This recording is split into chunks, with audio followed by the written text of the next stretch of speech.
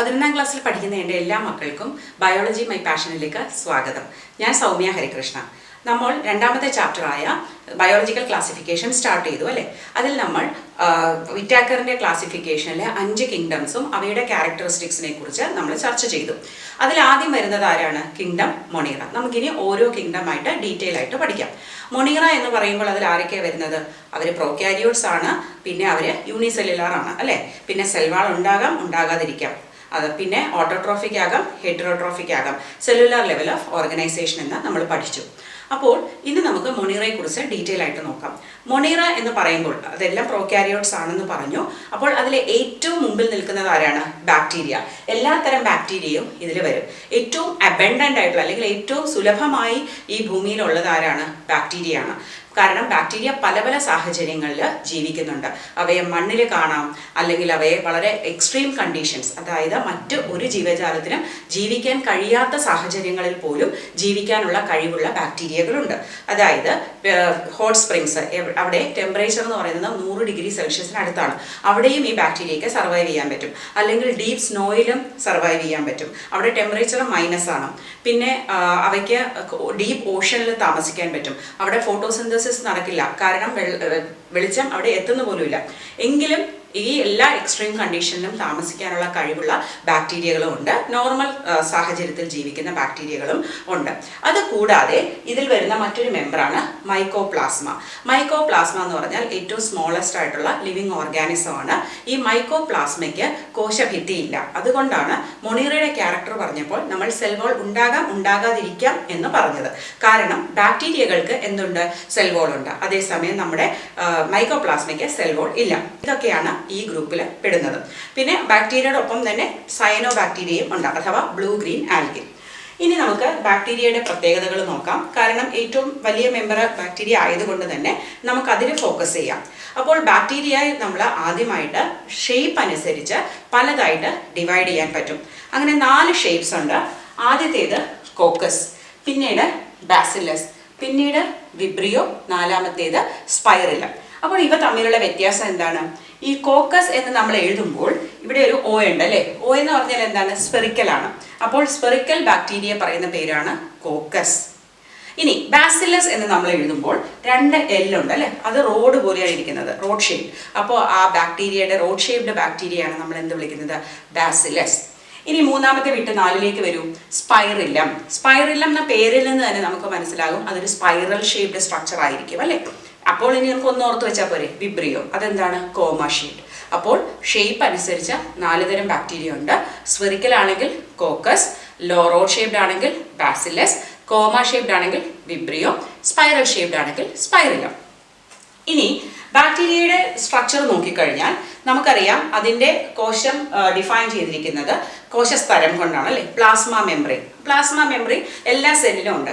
സെല്ലിൽ plasma membrane ഇല്ലെങ്കിൽ cell എന്നുള്ളൊരു കോൺസെപ്റ്റ് തന്നെ ഇല്ല. കാരണം ആ സൈറ്റോപ്ലാസം ഒക്കെ അങ്ങ് ഡിഫ്യൂസ് ചെയ്ത് ഇല്ലാതാകും. ആ പ്ലാസ്മ മെംബ്രെയിന് പുറമെ കോശഭിത്തി അഥവാ സെൽ വോളും ഉണ്ട്. അപ്പോൾ ഇത്രയും കാര്യങ്ങൾ നമ്മൾ ഇതിനു മുമ്പ് വേറെ ഓർഗാനിസത്തിലും പഠിച്ചു. കാരണം ഈ കോശഭിത്തി അഥവാ സെൽ വാൾ എന്നത് ആനിമൽസിലില്ല, പക്ഷെ പ്ലാന്റ്സിനുണ്ട്, നമ്മുടെ ഫംഗസിനുണ്ട് അല്ലേ. പക്ഷെ ഇതിലെല്ലാം കോശഭിത്തി നിർമ്മിച്ചിരിക്കുന്ന മെറ്റീരിയൽ വ്യത്യാസമാണ്. ഇപ്പോൾ പ്ലാന്റ്സിൽ നോക്കിയാൽ എന്തുകൊണ്ടാണ് നിർമ്മിച്ചിരിക്കുന്നത്? പ്ലാന്റ്സിലെ പ്രധാനമായും സെല്ലുലോസ് കൊണ്ടാണ് കോശഭിത്തി നിർമ്മിച്ചിരിക്കുന്നത്. നമ്മുടെ ഫംഗസിലേക്ക് വരുമ്പോഴോ കൈറ്റിനാണ്. അതേസമയം നമ്മുടെ ബാക്ടീരിയയിൽ വരുമ്പോൾ സെൽ വാൾ ഉണ്ടാക്കിയിരിക്കുന്നത് പെപ്റ്റിഡോഗ്ലൈക്കൻ എന്നൊരു കെമിക്കലും പിന്നെ ടെക്കോയിക് ആസിഡും കൊണ്ടാണ്. അപ്പോൾ ഇതിൻ്റെ പ്രസൻസിലും വേരിയേഷൻ ഉണ്ടാകാം, കാരണം ഏത് ഹാബിറ്റാറ്റിൽ ജീവിക്കുന്നു അല്ലെങ്കിൽ ഏത് തരം ബാക്ടീരിയ എന്നതനുസരിച്ച്. ഇനി ഈ കോശഭിത്തി വരെ നമ്മൾ മറ്റ് ഓർഗാനിസത്തിലും കണ്ടു. പക്ഷേ ഇത് കൂടാതെ ബാക്ടീരിയയ്ക്ക് അഡീഷണൽ ആയിട്ട് ഒരു കവറിങ്ങും കൂടെ ഉണ്ട്. അപ്പോൾ ആ കവറിങ്ങിൻ്റെ പേരെന്താണ്? Glycocalyx. എന്താണ്? Glycocalyx. ഈ ഗ്ലൈക്കോ കാലിക്സ് 2 തരത്തിലാണ്. ചിലപ്പോൾ അത് വളരെ ടഫായിട്ടുള്ള ഒരു കവറിങ് ആയിരിക്കും. അങ്ങനെയുള്ള ഒരു ടഫ് കവറിങ് ആണെങ്കിൽ നമ്മൾ അതിനെ ക്യാപ്സ്യൂൾ എന്ന് പറയും. അപ്പോൾ ഗ്ലൈക്കോ കാലിക്സ് ടഫ് കവറിങ് ആയാൽ നമ്മൾ അതിനെ എന്ത് പറയും? ക്യാപ്സ്യൂൾ. അതേസമയം അതൊരു ലൂസ് ലെയർ ആണെങ്കിൽ നമ്മൾ അതിനെ സ്ലൈം ലെയർ എന്നും പറയും. അപ്പോൾ മൂന്നാമത്തെ കോശഭിത്തിക്ക് പുറത്തുള്ള മൂന്നാമത്തെ ആവരണമാണ് ഗ്ലൈക്കോകാലിക്സ്. ആ ഗ്ലൈക്കോകാലിക്സ് 2 തരത്തിലാക്കാം. ടഫ് കവറിംഗ് ആണെങ്കിൽ ക്യാപ്സ്യൂൾ എന്ന് വിളിക്കും, ലൂസ് കവറിംഗ് ആണെങ്കിൽ അതിനെ നമ്മൾ സ്ലൈം ലെയർ എന്നും വിളിക്കും. ഇനി ഇത് കൂടാതെ നമുക്കറിയാം ബാക്ടീരിയയുടെ അകത്ത് എന്തുണ്ട്? സൈറ്റോപ്ലാസം ഉണ്ട്. സൈറ്റോപ്ലാസത്തിനകത്ത് ഇതിന്റെ ജെനറ്റിക് മെറ്റീരിയൽ ഉണ്ട്. ആ റീജിയനെ നമ്മൾ എന്ത് പറയും? ന്യൂക്ലിയോയിഡ്. അൺഡിഫൈൻഡ് ന്യൂക്ലിയർ റീജിയൻ അല്ലെ. അൺഡിഫൈൻഡ് എന്ന് പറഞ്ഞാൽ എന്താണ്? ഒരു മർമ്മം സ്ഥലമില്ല, അതായത് ന്യൂക്ലിയർ മെംബ്രെയിൻ ഇല്ല. അങ്ങനെ ഒരു ജെനറ്റിക് മെറ്റീരിയൽ ഒരു ഭാഗത്ത് കാണും. ആ ഭാഗത്തിന് പറയുന്ന പേരാണ് ന്യൂക്ലിയോയിഡ് എന്ന്. പിന്നെ ഇതിന്റെ പ്ലാസ്മ മെംബ്രെയിനിൽ അവിടെയൊക്കെ ഫോൾഡിങ്സ് ഒക്കെ വെച്ചിട്ട് സ്ട്രക്ചേഴ്സ് ഉണ്ടാകാം. മീസോസോംസ് ഉണ്ടാകാം, ക്രൊമാറ്റോഫോഴ്സ് ഉണ്ടാകാം. അങ്ങനെ പലതരം സ്ട്രക്ചറും അതിൽ ഉണ്ട്. ഇനി ഇത് കൂടാതെ പുറത്ത് കാണുന്ന ചില സ്ട്രക്ചേഴ്സ് ആണ് ഫ്ലജല്ല. ഫ്ലജല്ല എന്നാൽ പ്ലൂറലാണ്, സിംഗുലർ ഫ്ലജല്ലം. അപ്പോൾ ഫ്ലജല്ലം എന്ന് പറയുന്നത് മൂവ്മെന്റ് അഥവാ ലോക്കോമോഷന് വേണ്ടി ഉപയോഗിക്കുന്ന ഒരു ഭാഗമാണ്. അതായത് അത് വിപ്ലാഷ് പോലെ, ചാട്ടവാർ പോലെ ഇങ്ങനെ വീശിയാണ് അത് മൂവ് ചെയ്യുന്നത്. അതുകൂടാതെ രണ്ട് സ്ട്രക്ചേഴ്സും പുറത്ത് കാണാം, ചെറിയ hair like structures, pili and fimbriae. ഇത് രണ്ടും ബാക്ടീരിയയെ ഏതെങ്കിലും ഒരു സബ്സ്ട്രേറ്റത്തിലേക്ക് അറ്റാച്ച് ചെയ്യാനായിട്ട്, ഒരു സർഫസിൽ അറ്റാച്ച് ചെയ്തിരിക്കാൻ വേണ്ടി സഹായിക്കുന്നു. അപ്പോൾ ഓർത്തിരിക്കുക, ഈ പില്ലി ആൻഡ് ഫിംബ്രിയെ ഒരിക്കലും മൂവ്മെന്റിന് സഹായിക്കുന്നില്ല. മൊണീറയെ കുറിച്ച് പറയുമ്പോൾ ഏറ്റവും പ്രധാനപ്പെട്ട ഓർഗാനിസം ബാക്ടീരിയ ആണെന്ന് കണ്ടു അല്ലെ. അപ്പോൾ നമുക്ക് മൊണീറയെ ആർക്കി ബാക്ടീരിയയും യു ബാക്ടീരിയ എന്ന് തരംതിരിക്കാം. അപ്പോൾ ഇതിൽ ആർക്കി ബാക്ടീരിയയെ പ്രിമിറ്റീവ് ബാക്ടീരിയ എന്നാണ് പറയുന്നത്. അതായത് അതിപുരാതന കാലം മുതൽ, അല്ലെങ്കിൽ ഭൂമി ഒറിജിനേറ്റ് ചെയ്ത് ലൈഫ് ഉണ്ടായ സമയം മുതൽ ആദ്യം ഉണ്ടായവയാണ് ഇവ. അപ്പോൾ അന്നത്തെ കണ്ടീഷൻസ് എല്ലാം വളരെ രൂക്ഷമായ കണ്ടീഷൻസ് ആയിരുന്നു. അന്ന് ടെമ്പറേച്ചർ വളരെ കൂടുതലായിരുന്നു, അല്ലെങ്കിൽ വോൾക്കാനിക് ഇറപ്ഷൻസ് ആയിരുന്നു, പിന്നെ ഓക്സിജൻ ഇല്ലാത്ത അറ്റ്മോസ്ഫിയർ ആയിരുന്നു. അങ്ങനെ കുറേ പ്രതിസന്ധികളിൽ ജീവിച്ച ബാക്ടീരിയയാണ് അവ. അതുപോലെ പല ഹാബിറ്റാറ്റ് ഇപ്പോഴും ഭൂമിയുടെ പല ഭാഗത്തുമുണ്ട്. വളരെ ഹാർഷ് ആയിട്ടുള്ള കണ്ടീഷൻസ്, അവിടെ ജീവിക്കാൻ പറ്റുന്ന ബാക്ടീരിയയാണ് നമ്മൾ എന്ത് പറയുന്നത്? ആർക്കി ബാക്ടീരിയ എന്ന് പറയുന്നത്.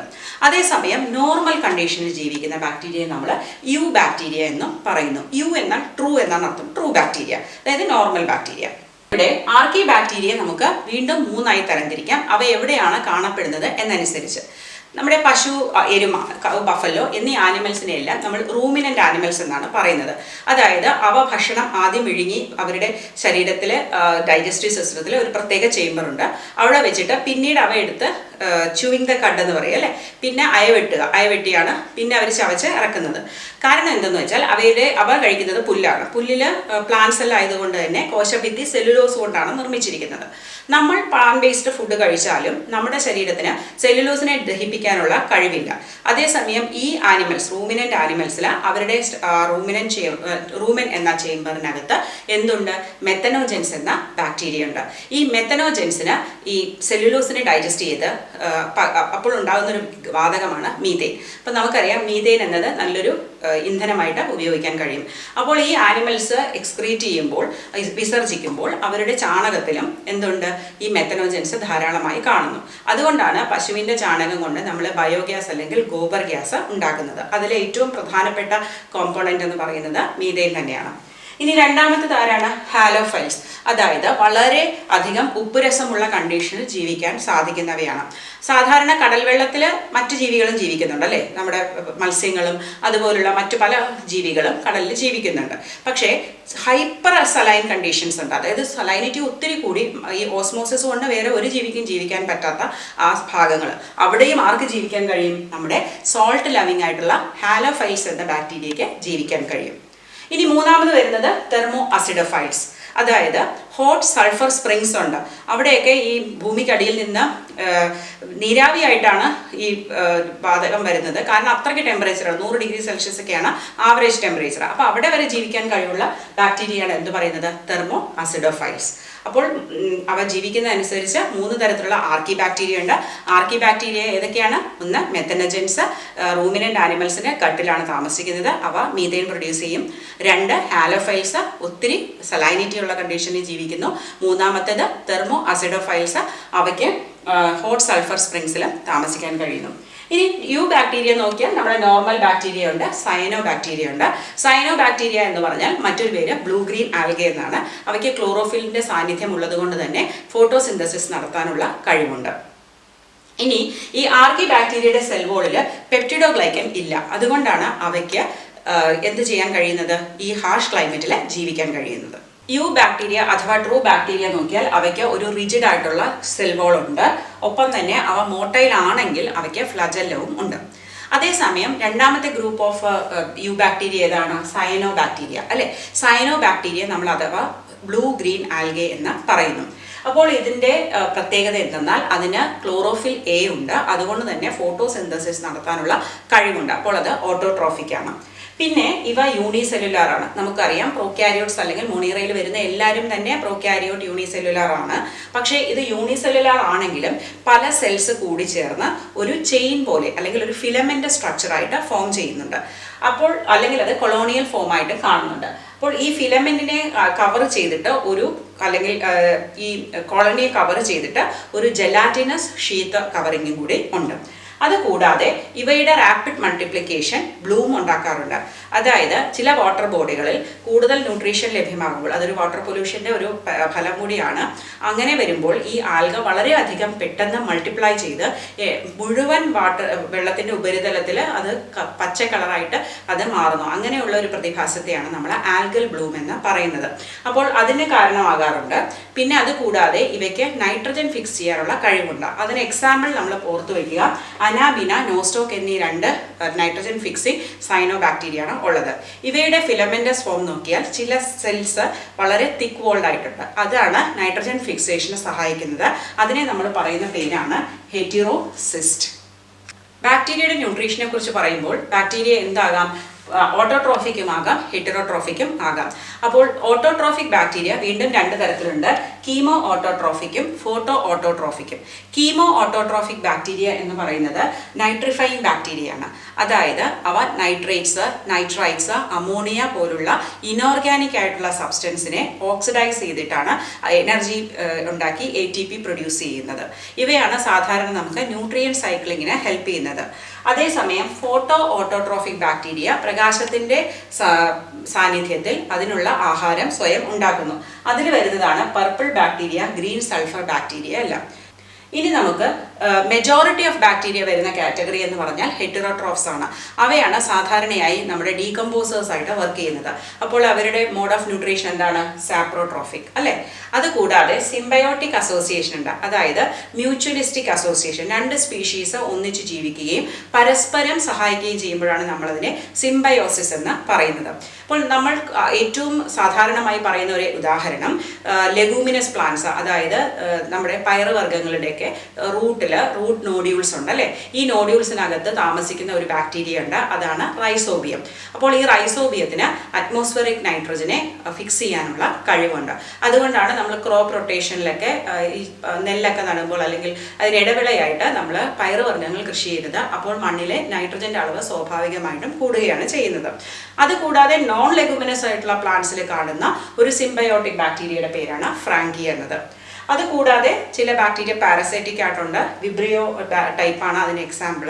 നമുക്കറിയാം പലതരം diseases, typhoid, cholera, anthrax, TB ഇതെല്ലാം ബാക്ടീരിയൽ ഡിസീസസ് ആണ്. പ്ലാന്റ്സിലും സിട്രസ് കാൻകർ പോലുള്ള അസുഖങ്ങൾ ഈ ബാക്ടീരിയ വഴി ഉണ്ടാകുന്നുണ്ട്.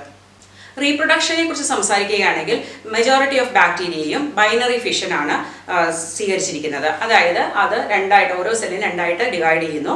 അത് തന്നെയാണ് അതിൻ്റെ ഗ്രോത്തും അത് തന്നെയാണ് അതിൻ്റെ റീപ്രൊഡക്ഷനും എന്ന് നമ്മൾ ആദ്യത്തെ ചാപ്റ്ററിൽ മനസ്സിലാക്കി.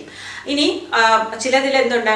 സ്പോർ ഫോർമേഷൻ, അതായത് കണ്ടീഷൻസ് ഫേവറബിൾ അല്ലാതിരിക്കുമ്പോൾ ഇവയെല്ലാം ഒരു സിസ്റ്റ് ഫോം ചെയ്ത് സ്പോർസ് ഉണ്ടാകാനുള്ള ചാൻസും കൂടുതലാണ്. പിന്നെ അതുകൂടാതെ തന്നെ ഈ ബാക്ടീരിയയിൽ ചില ബാക്ടീരിയകൾ സെക്ഷൽ റീപ്രൊഡക്ഷന് കാണിക്കുന്നുണ്ട്. അത് ഒരു primitive type of sexual reproduction ആണ്. അതായത് ജനറ്റിക് മെറ്റീരിയൽ ട്രാൻസ്ഫർ ചെയ്യുന്ന ഒരു മെത്തേഡാണ് ഇതിൽ വരുന്നത്. ബാക്ടീരിയ കൂടാതെ മൊണീറയുടെ ഗ്രൂപ്പിൽ വരുന്ന മറ്റൊരു ഓർഗാനിസമാണ് മൈക്കോപ്ലാസ്മ എന്ന് നമ്മൾ കണ്ടു. ഈ മൈക്കോപ്ലാസ്മ എന്ന് പറയുന്നത് ഏറ്റവും ചെറിയ സെല്ലായിട്ടാണ് കണക്കാക്കപ്പെടുന്നത്. ഇവ ബാക്ടീരിയയിൽ നിന്ന് എങ്ങനെയാണ് വ്യത്യസ്തമായിരിക്കുന്നത്? ഇവയ്ക്ക് കോശഭിത്തി അഥവാ സെൽ വോൾ ഇല്ല. അതായത് പെപ്റ്റിഡോഗ്ലൈക്കൻ കൊണ്ടുള്ള കവറിംഗ് ഇല്ല. അതുകൊണ്ട് തന്നെ അവയെ ആന്റിബയോട്ടിക് കൊണ്ട് നശിപ്പിക്കുക സാധ്യമല്ല. കാരണം നമുക്കറിയാം നമ്മുടെ ശരീരത്തിൽ ബാക്ടീരിയൽ ഇൻഫെക്ഷൻ ഉണ്ടായാൽ നമ്മൾ ആന്റിബയോട്ടിക് കഴിക്കും. ആ ആന്റിബയോട്ടിക് എന്താണ് ചെയ്യുന്നത്? കോശഭിത്തി നിർമ്മിക്കുന്ന ആ പാത്വേ ആണ് തടസ്സപ്പെടുത്തുന്നത്. അപ്പോൾ കോശഭിത്തി ഇല്ലാതെ ആ ബാക്ടീരിയയ്ക്ക് സർവൈവ് ചെയ്യാൻ പറ്റാതെ അത് ചത്തുപോകുന്നു. അതേസമയം മൈക്കോപ്ലാസ്മയ്ക്ക് കോശഭിത്തി ഇല്ലാത്തത് കൊണ്ട് തന്നെ ഈ ആന്റിബയോട്ടിക്സിന്റെ ഇഫക്റ്റേ ഇല്ല. അതുകൊണ്ട് തന്നെ അവ ആന്റിബയോട്ടിക്സിനെ റെസിസ്റ്റ് ചെയ്യുന്നു എന്ന് പറയാം. ഇനി ഇവ പലതരത്തിലുള്ള അസുഖങ്ങൾ ഉണ്ടാക്കാറുണ്ട്. അതിലൊരു എക്സാമ്പിളാണ് വാക്കിംഗ് ന്യൂമോണിയ.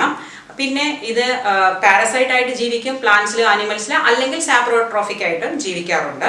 പിന്നെ അത് കൂടാതെ ഇതിൻ്റെ ഏറ്റവും വലിയൊരു പ്രത്യേകത എന്ന് പറയുന്നത് ഈ മൈക്കോപ്ലാസ്മയ്ക്ക് ഓക്സിജൻ ഇല്ലാത്ത കണ്ടീഷനിൽ ജീവിക്കാൻ കഴിയും. അപ്പോൾ ഇതൊക്കെയാണ് നമ്മൾ മോണിറൈസിൽ ഓർത്തു വെക്കേണ്ട കാര്യങ്ങൾ. അടുത്തൊരു വീഡിയോയിൽ നമുക്ക് പ്രോട്ടിസ്റ്റ പഠിക്കാം. അപ്പോൾ ഞാൻ പഠിപ്പിക്കുന്ന പാഠഭാഗങ്ങളെല്ലാം നന്നായിട്ട് മനസ്സിലാവുന്നുണ്ടെങ്കിൽ ലൈക്ക് ചെയ്യണം, നിങ്ങളുടെ കൂട്ടുകാർക്കെല്ലാം ഷെയർ ചെയ്ത് കൊടുക്കണം. സബ്സ്ക്രൈബ് ചെയ്തിട്ടില്ലെങ്കിൽ തീർച്ചയായിട്ടും സബ്സ്ക്രൈബ് ചെയ്യണം. Thank you for watching biology my passion.